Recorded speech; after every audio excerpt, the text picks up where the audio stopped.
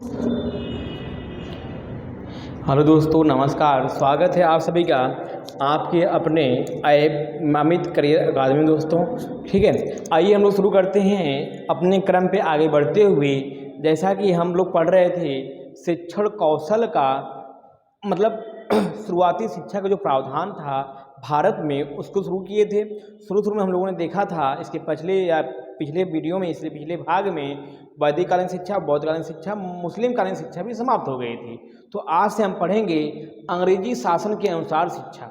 जब यहाँ पे जैसा कि भारत जो रहा है वह विदेशियों के आक्रमण का शिकार होता हुआ आ रहा है, उसी प्रकार जब यहाँ पे मुगल कालीन लोगों का शासन होता है, उसके पश्चात 15वीं लगभग माना जाता है 15वीं से लेकर 16वीं शताब्दी से 15वीं से लेकर 16वीं शताब्दी से अंग्रेज़ों का, पुर्तगालियों का, डच का यहाँ पे आना शुरू हो गया था। यहाँ पे वो लोग व्यवसाय करने के उद्देश्य से आते हैं और धीरे धीरे व्यवसाय करते करते यहाँ पे वो लोग शासन करना शुरू कर देते हैं। ठीक है दोस्तों, तो जैसे और लोगों ने या और धर्मों के लोगों की शिक्षा को आपने देखा, उसी प्रकार यहाँ जब विदेशी आते हैं, अंग्रेज आते हैं, पुर्तगाली लोग आते हैं, डच आते हैं, तो अपने व्यवसाय को करने के लिए, बढ़ाने के लिए तथा भारतीयों पर शासन करने के लिए सबसे पहले किसका प्रयोग किया? जो माध्यम था वो भाषा का था, क्योंकि भाषा एक ऐसा देन है जो भावों विचारों को, सुख दुख को आदान प्रदान करने का माध्यम होता है। तो जब यहाँ पे अंग्रेज आते हैं, ठीक ना, तो व्यवसाय करने के लिए, अंग्रेजों पर शासन करने के लिए सबसे पहले अपने भाषा का प्रचार प्रसार करते हैं। किसके माध्यम से? शिक्षा के माध्यम से। तो हम लोग जो पढ़ रहे हैं वो शिक्षा के दृष्टिकोण से पढ़ रहे हैं कि कौन सा धर्म, कौन सा संप्रदाय किस समय में आया, किस शिक्षा की उन्नति की या विकास किया। तो दोस्तों आज हम लोग पढ़ेंगे ब्रिटिश कालीन शिक्षा। आज से हम लोग को पढ़ना है ब्रिटिश कालीन शिक्षा। ब्रिटिश कालीन शिक्षा, ठीक दोस्तों। ब्रिटिश कालीन शिक्षा का समझने के पहले हम लोग समझते हैं कि शुरू में जब अंग्रेज आते हैं भारत पर शासन करने, तो सबसे पहले कौन आते हैं? डच मिशनरी आते हैं। ठीक, ये लोग आते हैं अपने भाषा का प्रचार प्रसार करने के लिए, ईसाई धर्म का प्रचार प्रसार करने के लिए। किसका? ईसाई धर्म का प्रचार प्रसार करने के लिए आते हैं। ईसाई धर्म का प्रचार प्रसार करते हैं। ठीक, इसी में आते हैं पुर्तगाली लोग भी आते हैं। कौन आते हैं? पुर्तगाली लोग भी आते हैं। तो दोस्तों शुरू में जब ये भारत आ रहे हैं, इनका भारत पे आने का जो मुख्य उद्देश्य शुरू में वह क्या था? ठीक है, जैसे मान लीजिए भारत, हम भारत बना रहे हैं, जैसा भी बनेगा, ठीक है, आप लोग देख लीजिएगा, स्वीकार कर लीजिएगा, सही गलत जो भी बने।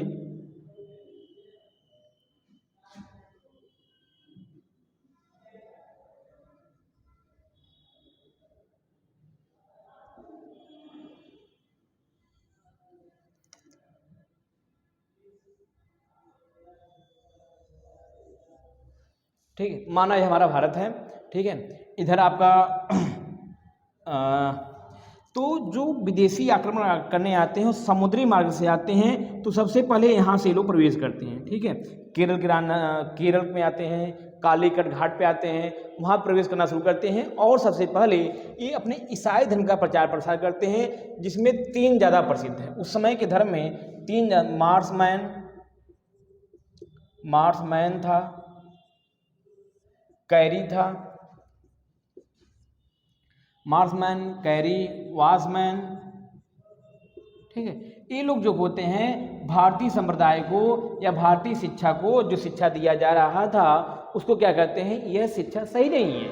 इसको अस्वीकार करने के पश्चात, ठीक है, उसमें बुराइयां निकालते हैं कि हिंदू मुस्लिम जो शिक्षा है वह सही नहीं है। हिंदू मुस्लिम को आपस में लड़ाने के पश्चात ये लोग क्या करते हैं? अपने धर्म, ईसाई धर्म का प्रचार प्रसार करने के लिए आगे बढ़ते हैं, उसका मतलब विकास करते हैं, वृद्धि करते हैं। ठीक है, तो भारत में अंग्रेजी शिक्षा का या आधुनिक शिक्षा का जो जनक माना जाता है, किसे माना जाता है? चार्ल्स ग्रांट को माना जाता है। ठीक है दोस्तों, भारत में आधुनिक शिक्षा का जनक किसे माना जाता है? चार्ल्स ग्रांट को माना जाता है। आधुनिक शिक्षा का जनक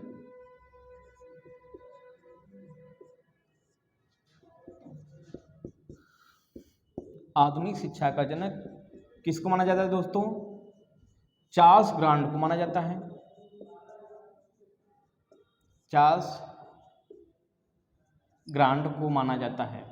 अच्छा, यह कौन था? तो दोस्तों यह ईस्ट इंडिया कंपनी का सिविल सेवक था। किसका? जो ईस्ट इंडिया कंपनी थी ब्रिटिश द्वारा, east India company, east India east India company का क्या सिविल सेवक था, सिविल सेवक था। कौन? Charles grant. इसको आधुनिक शिक्षा का जनक माना जाता है दोस्तों, ठीक ना। लेकिन भारत में अंग्रेजी शासन का जो जनक माना जाता है, भारत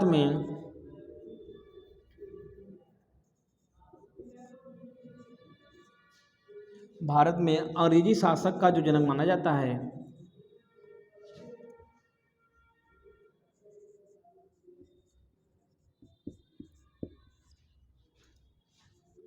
अंग्रेजी शासक का जो जनक माना जाता है, शासक का जनक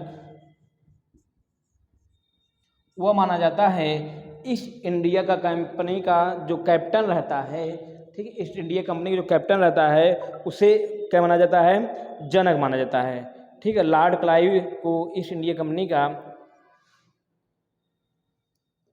किसको? लॉर्ड क्लाइव को, लॉर्ड क्लाइव को माना जाता है कि भारत में अंग्रेजी शासक को जो जनक माना जाता है लॉर्ड क्लाइव को माना जाता है, और आधुनिक शिक्षा को जो जनक माना जाता है चार्ल्स ग्रांट को माना जाता है। ठीक दोस्तों, तो हम लोग जब से ब्रिटिश आते हैं, इस पर शासन करते हैं, अपने शिक्षा का प्रचार प्रसार करते हैं, तब से हम लोग इसका अध्ययन करेंगे। आधुनिक शिक्षा का जनक चार्ल्स ग्रांट माना जाता है, ठीक है। और भारत में अंग्रेजी शासन का जो जनक माना जाता है वह काम कौन माना जाता है? ईस्ट इंडिया कंपनी का कैप्टन, ठीक है, क्या माना जाता है? लॉर्ड क्लाइव को माना जाता है। ठीक, तो आइए शुरू करते हैं। भारत में सबसे पहले कब और कितने समय में कितने विश्वविद्यालयों की स्थापना की जाती है? तो 1771 ईस्वी में सर्वप्रथम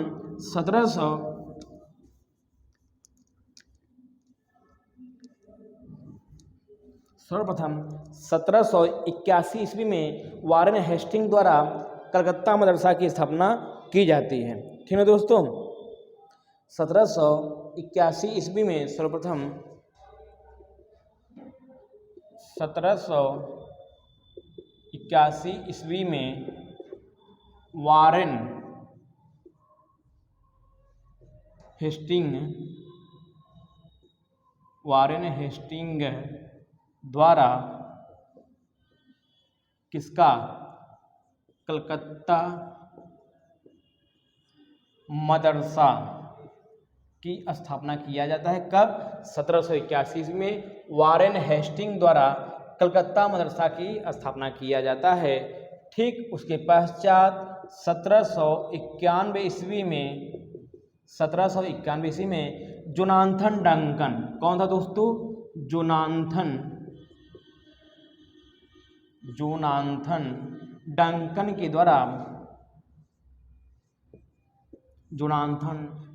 के द्वारा बनारस संस्कृत विश्वविद्यालय की स्थापना किया जाता है।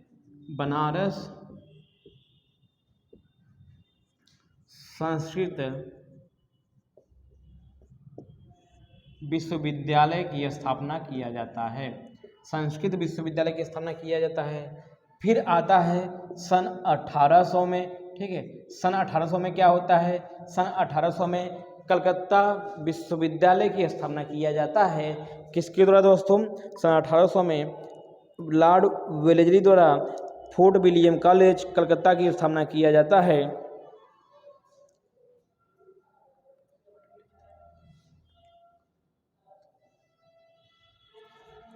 1800 में लॉर्ड वेलेस्ली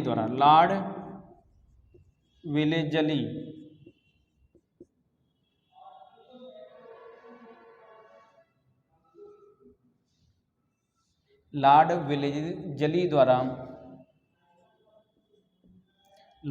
वेलेजली द्वारा, ठीक है,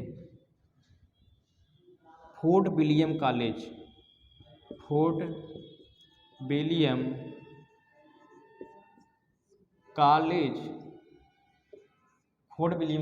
ऑफ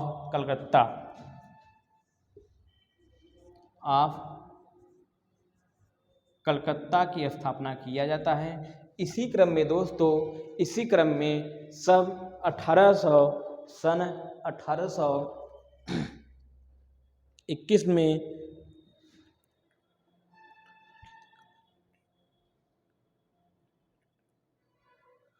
सन 1821 ईस्वी में 1821 में माउंट स्टूअर्ट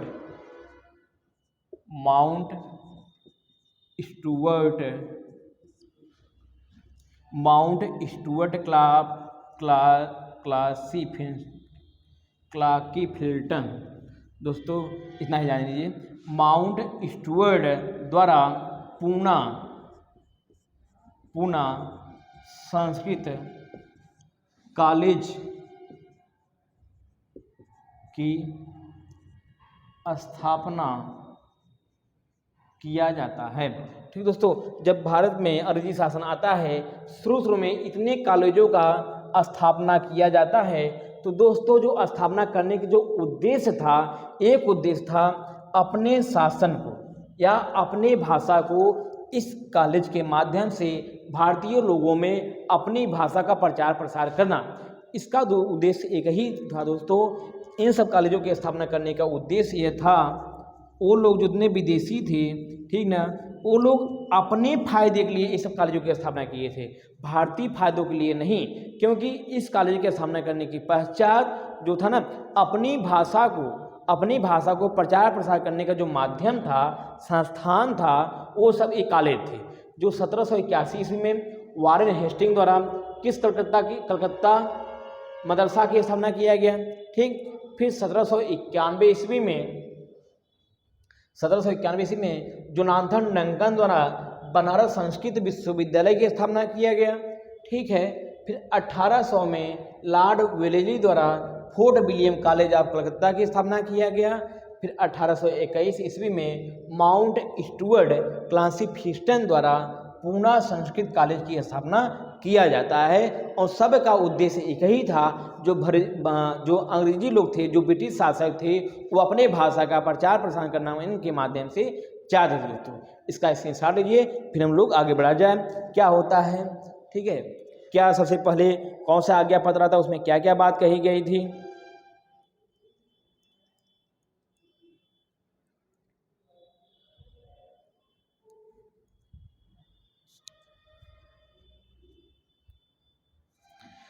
ठीक है दोस्तों, अब शुरुआत होता है। अब इसका स्क्रीनशॉट ले चुके हैं वो, मुझे उम्मीद है।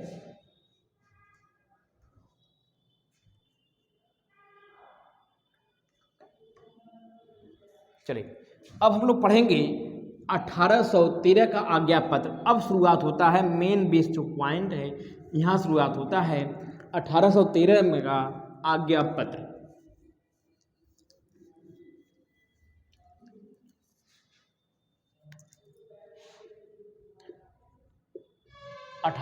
का आज्ञा पत्र। तो दोस्तों, यह जो कहानी है 1813 की, यह हमारे आपके इतिहास में बहुत महत्वपूर्ण स्थान रखता है, ठीक है। चाहे वो इतिहास का प्रश्न हो, चाहे आपकी शिक्षा से प्रश्न हो, यहाँ से एक क्वेश्चन का आना तय रहता है, दोस्तों, ठीक है। किसका? 1813 का आज्ञा पत्र। तो इसमें क्या कहा गया है 1813 का आज्ञा पत्र में, जैसा कि दोस्तों इस समय जो गवर्नर जनरल रहता है वह लॉर्ड मिंटो रहता है। लॉर्ड मिंटो क्या रहता है? गवर्नर जनरल रहता है, गवर्नर जनरल, ठीक है। कब रहता है? 1813 ईस्वी में लॉर्ड मिंटो जो है गवर्नर जनरल रहता है। किसका?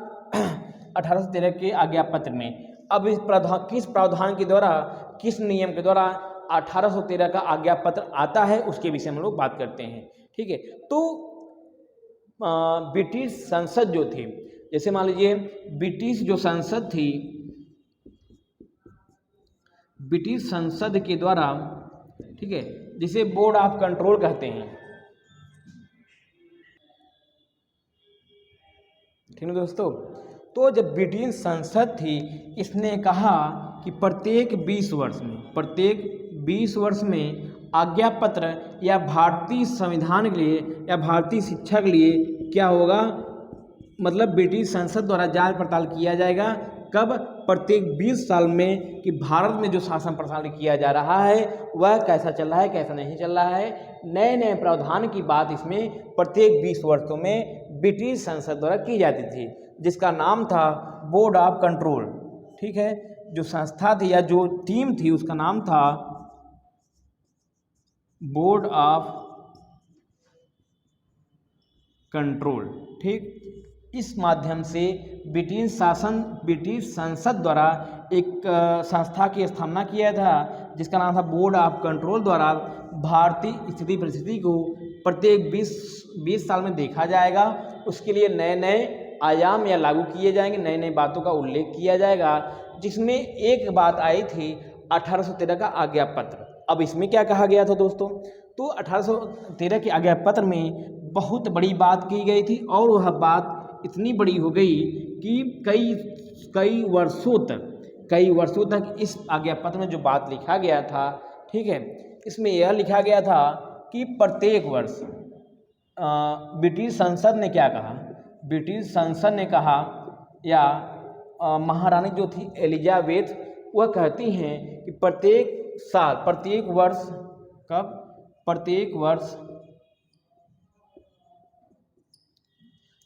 वर्ष भारतीय शिक्षा के लिए कितने का 1 लाख रुपए का सहायता राशि दी जाएगी। कौन सा सहायता राशि दी जाएगी, सहायता राशि। ठीक है, प्रत्येक वर्ष, उसने कहा प्रत्येक वर्ष भारतीय शिक्षा के प्रचार और प्रसार के लिए 1 लाख रुपए का, ठीक, क्या यह अनुदान सहायता राशि दी जाएगी। ये अंग्रेजों का चाल था दोस्तों, अंग्रेजों का चाल यह था कि अगर भारतीयों के लिए थोड़ा बहुत हम लोग कुछ करते रहेंगे, जिससे उनको ये लगेगा कि जो अंग्रेजी शासक है वो मेरे लिए बहुत सहायता कर रहे हैं, तो वह स्वतंत्रता की बात नहीं करेंगे। ठीक है, जो गुलाम के जकड़े में जकड़े हुए हैं वो हमेशा जकड़े रहेंगे, जब उनको एहसास होगा कि ये लोग मेरी भलाई कर रहे हैं। ठीक है, और जबकि आप लोग सुने होंगे, जानते होंगे, न जानते हो कुछ जान भी लेंगे, प्रसिद्ध विवाद प्राच्य और पाश्चात्य विवाद जो होता है, इसी की वजह से इसमें उत्पन्न होता है दोस्तों। प्राच्य और पाश्चात्य विवाद उत्पन्न होता है, कई वर्षों तक चलता है, जो 1800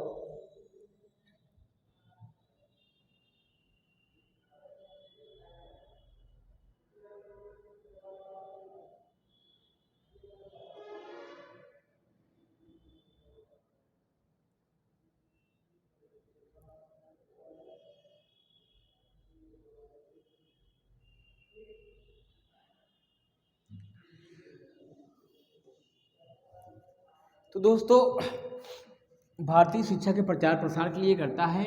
यह एक धारा थी, इसका जो वर्णन किया गया है धारा 43 में वर्णन किया गया है।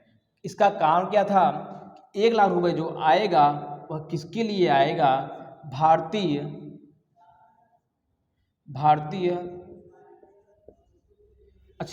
शिक्षा में। अब इसी बात को लेकर जो 1 लाख रुपए जो होता है धनराशि, इसी बात को लेकर एक प्रसिद्ध विवाद प्राच्य पाश्चात्य विवाद उत्पन्न होता है, यही शुरू हो जाता है। ठीक है, उत्पन्न होता है प्राच्य पाश्चात्य विवाद। ठीक, कहने का मतलब ये प्राच्य पाश्चात्य विवाद का मतलब ये होता है कि यह जो धनराशि आई है 1 लाख रुपए, ठीक है, यह किसके लिए आई है। ठीक, अब भारतीय शिक्षा में किसके लिए आई है, पहले तो ये लोग थे जो मुस्लिम कालीन शिक्षा वाले थे, मुस्लिम कालीन शिक्षा वाले, मुस्लिम कालीन शिक्षा वाले थे। इनके क्या क्या ये क्या सोचते हैं, देखिए अरबी फारसी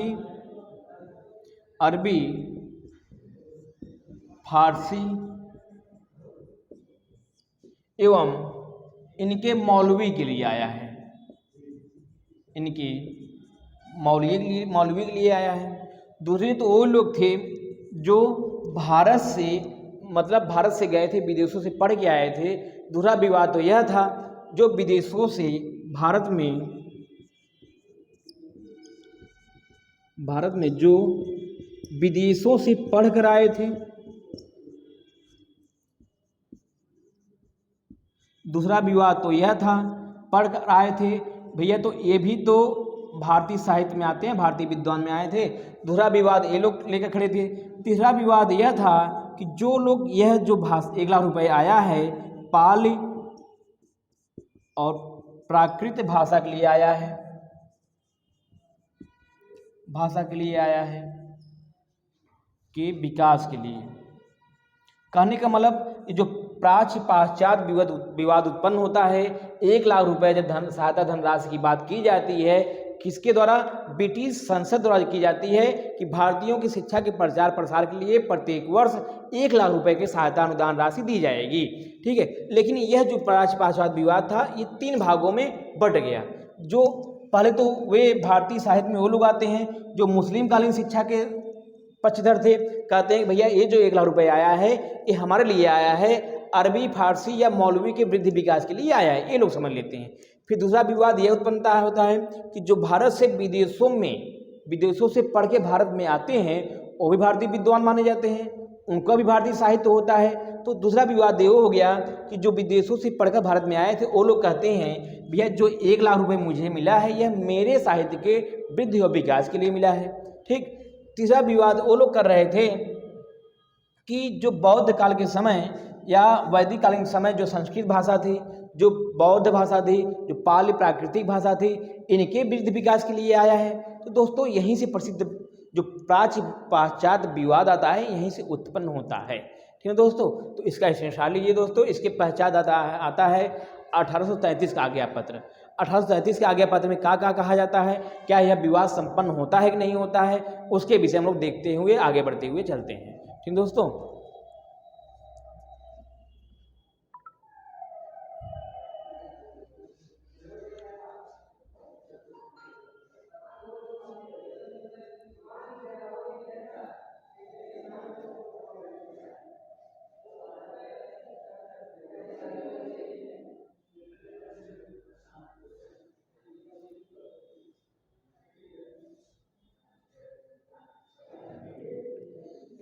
आइए हम लोग देखते हैं इसके आगे।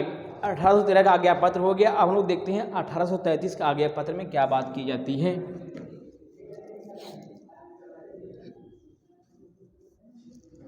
तो दोस्तों जो 1813 के आज्ञा पत्र से जो विवाद उत्पन्न हुआ था वह 26 सालों तक, 1-2 साल नहीं दोस्तों, 26 सालों तक लगातार चलता रहा। ठीक है, कितने सालों तक, 26 सालों तक लगातार चलता रहा। उसके पश्चात आता है 1833 का आज्ञा पत्र।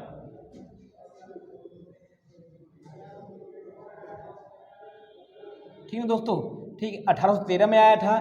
फिर 1813 के पश्चात फिर 20 साल बाद, जैसा कि संसद ने कहा था प्रत्येक 20 वर्ष में भारतीय शासन प्रशासन को देखा जाएगा, कुछ परिवर्तन किया जाए, संशोधन किया जाएगा। तो उसी ध्यान को मद्देनजर रखते हुए 1833 का आज्ञा पत्र आता है।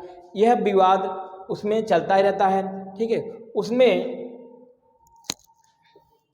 जो गवर्नर जनरल बनता है, गवर्नर जनरल जो बनता है विलियम बेंटिंग बनता है। कौन, विलियम बेंटिंग बनता है।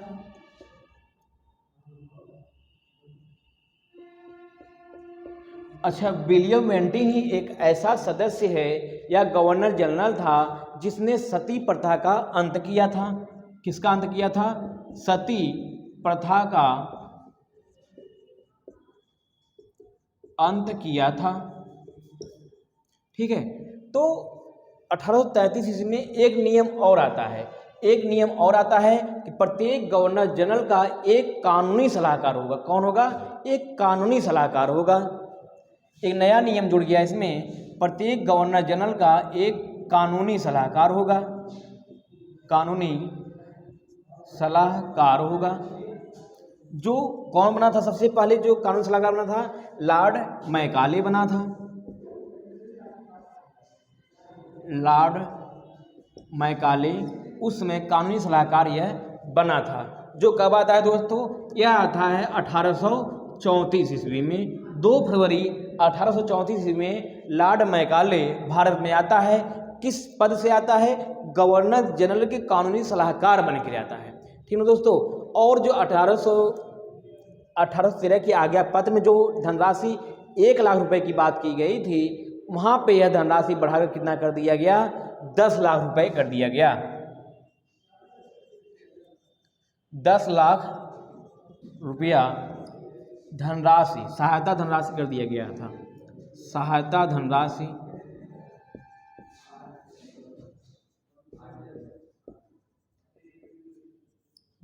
कर दिया गया। ठीक ना। अब इसमें यह जो समस्या प्राच्य पाश्चात्य विवाद की समस्या चल रही थी, जो विलियम वेंटिंग उसमें गवर्नर जनरल बनता है, ठीक ना दोस्तों, तो वह एकदम परेशान हो जाता है कि मैं इसको जो पैसा आ रहा है, सहायता अनुदान राशि आ रही है, इसका विभाजन मैं कैसे करूं कि सब पार्टी या जितने लोग भी सब संतुष्ट हो जाएं। यह एकदम परेशान हो गया था।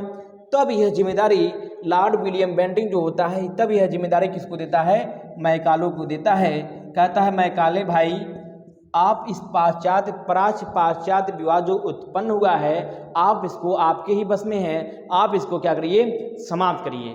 किस विवाद को? प्राच्य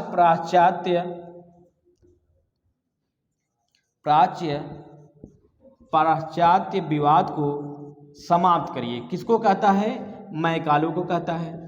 तो दोस्तों मैकाले की अगर बात की जाए तो उसको बुरा आदमी कहा जाता है। तो दोस्तों कहीं ना कहीं बुरा के साथ साथ वो एक अच्छा इंसान भी था।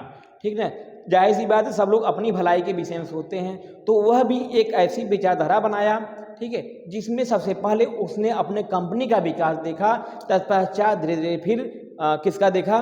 भारतीयों के विकास के विषय में भी सोचा था। किसके विषय में? भारतीयों के विकास में भी सोचा था। ठीक है, उसमें यही कहा जाता है लॉर्ड मैकाले का विवरण पत्र। ठीक है, तब जब विलियम वेंटिंग इसको यह जिम्मेदारी दे देते हैं तो यह क्या करता है? मैकाले जाता है सबसे पहले नगर नगर, जिला जिला, प्रत्येक क्षेत्रों में जाकर वह भारतीयों के दशा को, विशेषता को अच्छी तरह से अध्ययन करता है। अध्ययन करने के पश्चात 34 से अध्ययन करता है। फिर फरवरी 1835 को, ठीक है, फरवरी 1835 ईस्वी को अपना आज्ञा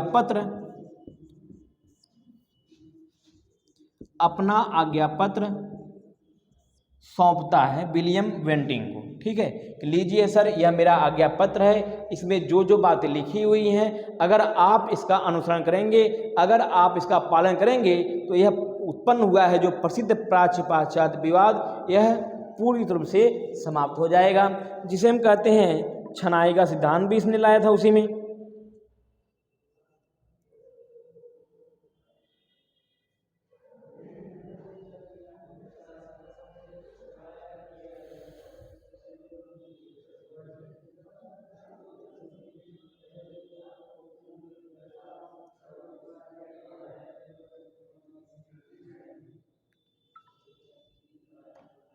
ठीक है, तो दोस्तों कब देता है यह? 2 फरवरी 1835 ईस्वी को। आप लोग, मुझे उम्मीद है इतना समझ गए होंगे, ठीक है, कि 1833 का आज्ञा पत्र आता है, जिसमें सहायता धनराशि बढ़ाकर 1 लाख रुपए से बढ़ाकर कितना कर दी जाती है? 10 लाख रुपए कर दी जाती है। उसमें गवर्नर जनरल आता है, विलियम वेंटिंग गवर्नर जनरल आता है, जो सती प्रथा का अंत करने वाला था। सती प्रथा क्या होता है आप लोग इतिहास में अच्छी तरह से जानते होंगे, पढ़ भी लेंगे। ठीक है, इसके पश्चात उस समय एक नया कानून जोड़ा गया कि भैया प्रत्येक गवर्नर जनरल के साथ उसके साथ एक कानूनी सलाहकार होगा, जो उसे सलाह देगा कि आप किस नियम के अंतर्गत, किस कानून के अंतर्गत कोई कार्य कर सकते हैं। तो सबसे पहले जो कानूनी सलाहकार बनता आता है जिसका नाम रहता है लॉर्ड मैकाले, जो 10 जून 1834 को आता है। कब? 10 जून 1834 को भारत में आता है और वह कानूनी सलाहकार के तौर पे नियुक्त होता है। तब विलियम ओंटिंग पूरी बात बताते हैं कि मैकाले भाई, भारत में जो सहायता अनुदान राशि दी जा रही है 1 लाख रुपए, इससे बहुत बड़ा विवाद उत्पन्न हो गया जिसका नाम है प्राच्य पाश्चात्य विवाद। ठीक है, आप इसका बात करिए, आप इसका अध्ययन करिए और इस पर उत्पन्न प्राच्य पाश्चात्य विवाद को आप संपन्न करिए, समाप्त करिए। ठीक है, तो लॉर्ड मैकाले अच्छी तरह से अध्ययन करता है भारतीय स्थिति परिस्थिति को, वहाँ शिक्षा व्यवस्था को। तत्पश्चात कब? 2 फरवरी 1835 को अपना विवरण पत्र दे देता है। अपना विवरण पत्र दे देता है। इस विवरण पत्र में बहुत सी बातें कही गई थी। ठीक है, कि उसमें बहुत से, इसमें छनाई का सिद्धांत भी लागू होता है। इसी विवरण पत्र में उसने कहा है कि भारत के जो पुस्तकालय है, भारत के सभी पुस्तकालयों को मिलाकर अंग्रेजी शासक केवल एक पुस्तकालय के बराबर है। भारतीय शिक्षा व्यवस्था एकदम बेकार है, इसे हमें नहीं पढ़ाना चाहिए। ठीक है, बहुत सी बातें कहा है। ठीक है, और 1 लाख की बात उसने कहा है कि यह ब्रिटिश सरकार जो है अपने इच्छा स्वेच्छानुसार इसको खर्च करेगी और जिसको चाहेगी उसको वह देगी, इत्यादि बातों को इसके विवरण पत्र में लोग अध्ययन करेंगे। तो दोस्तों आज के लिए बस इतना ही। इसी बात के साथ हम लोग आज का समाप्त करते हैं। अब हमारी आपकी मुलाकात होगी अगले वीडियो में या अगले भाग में। ठीक है, का लेकर लॉर्ड मैकाले का विवरण पत्र के विषय में लेकर अच्छी तरह से बात किया जाएगा। क्या इस आज्ञा पत्र में उत्पन्न विवाद प्राच्य पाश्चात्य विवाद समाप्त हो जाता है, नहीं होता है, इत्यादि बातों को हम जानते हुए आगे बढ़ते हुए चलेंगे। ठीक है, आज के लिए बस इतना ही। आप सभी का बहुत बहुत धन्यवाद।